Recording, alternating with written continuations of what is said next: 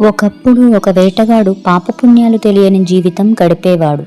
ఒకరోజు అతనికి వేట ఏమీ దొరకలేదు. రాత్రి సమయం, అడవిలో భయం. అతను ఒక చెట్టు ఎక్కి కూర్చున్నాడు. నిద్ర రాకుండా ఉండేందుకు చెట్టు ఆకులు ఒక్కొక్కటిగా కింద పడేస్తూ ఉన్నాడు. కానీ అతనికి తెలియదు ఆ చెట్టు కింద శివలింగం ఉందని. అతను ఎక్కింది బిల్వ చెట్టని. బిల్వ దళాలు శివలింగంపై పడుతూ ఉన్నాయి.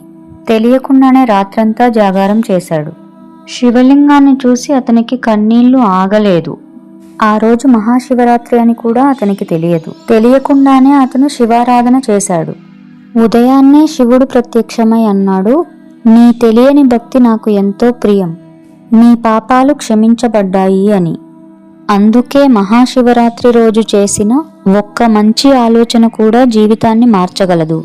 ఓం నమః శివాయ. ఇలాంటి మరిన్ని కథల కోసం మా ఛానల్ను ఫాలో అవ్వండి.